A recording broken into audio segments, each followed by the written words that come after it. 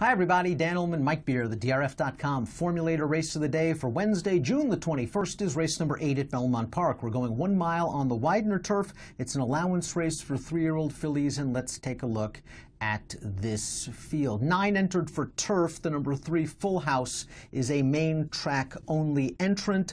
Mike Chad Brown represented by 2 in here. Let's talk about the number 5 Wind Tartar. Javier Castellano gets the mount 7-2 on the morning line. Okay performance off the layoff in his North American debut. I didn't love the field she was in against. I didn't either. I don't know that I really feel like she did that much running either. I mean, she got a really good trip in that race.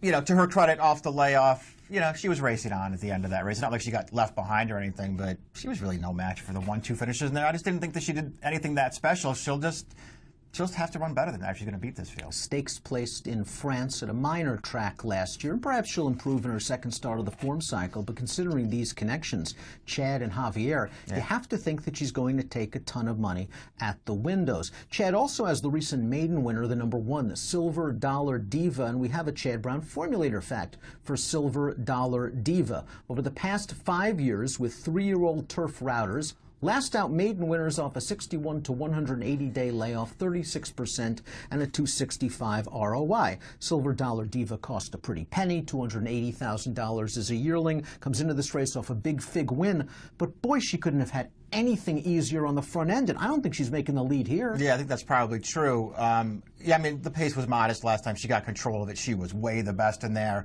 On the other hand, you know, she ran a race prior to that down at Gulfstream Park, and she ran really well that day, too, without the lead. I don't know. I think this horse is pretty good. Of the 2 Chads, and I get that Wind Tartar could improve, I'd much rather have this one, and I'd much rather use this one in my bets than Wind Tartar. I would rather try and beat the other one. I agree. 4-1 on the 1 Silver Dollar Diva. Let's see what the Timeform U.S. pace projector has in store for this race. And no surprise at the number 8 Mercy Ann, a recent gate-to-wire winner at Keeneland going a mile, is going to be up and on the lead. And if you look at the Timeform U.S. pace ratings for that last race, they were pretty fast. Mercy Ann kept on going, and if she gets loose, she's got a shot at 5-1 on the morning line. Yeah, we'll see how they play it. I don't know. You know, when I watched the race back last time, I thought that she ran well. I thought she had it very easy on the lead in that race. I mean, she got clear control early. She rated it up the backstretch, and she had plenty left through the stretch. I liked the performance from her, but I don't know that I feel like she, you know, went some kind of quick pace and then, you know, kept going. I think she went pretty slow in there, and I think Silver Dollar Diva at least keeps her honest in this race. Christophe Clement is the number 7 Epping Forest, stretching out around a mile. She's won 3 of 4. She's perfect at Belmont, but she's also stepping up in class. Her only loss to date came against Open Company. Her last 2 wins against Statebred, but she's getting good. Yeah, she's been pretty good, this filly, and I don't really mind her stretching. I mean, it's a tough thing to do to stretch out in a race like this, but I don't mind her doing it because, you know, they went that 7.5 furlong race at Gulfstream. That's a 2-turn. It's basically a mile down there. And, you know, while it may not look that great on paper and it was only a 64 buyer, she actually ran really well in that race. They were walking on the lead, and she was wide, and she actually made a run into that race. I think she's pretty good. She's just found a pretty tough spot, I think. This is a filly, though, that always gets hammered at the windows. You're likely to get a good price here, and she's in very sharp form. 8-1 with Jose Ortiz aboard.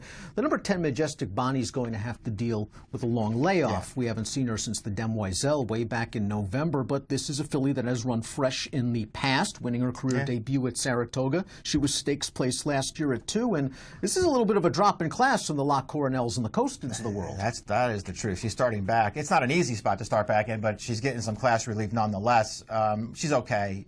She's going to have to probably improve to beat this field, and just one of those situations where Weaver does a lot of things well. He's a good trainer. He's not great off of layoffs like this. I think the 9 Danceland has an outside chance in this race, Mike, especially if she gets firm ground, and that's questionable with the forecast that we have in New York early in the week.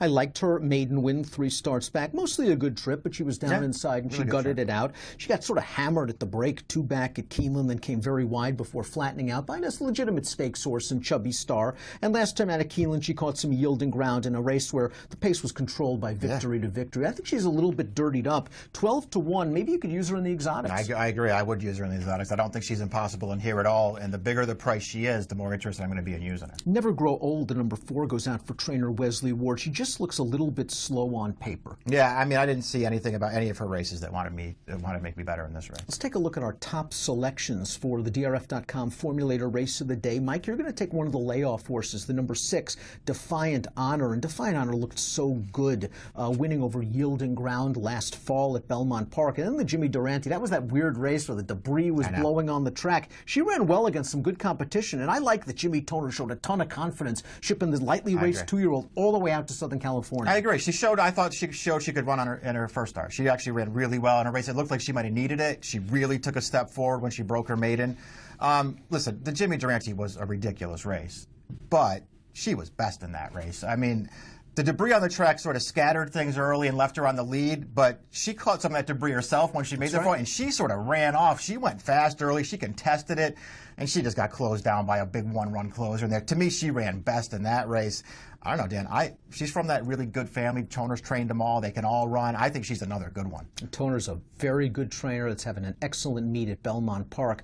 My horse, the 2, Lucky Long, 6-1 on the morning line, is fast enough to win. She has figs, but I'm interested in your take on her race 2 starts back. She does have the ready-made excuse. It was a long layoff. But it looked like she took that race over from Dance Queen on the turn, had the lead all the way down to the wire, and found a way to lose.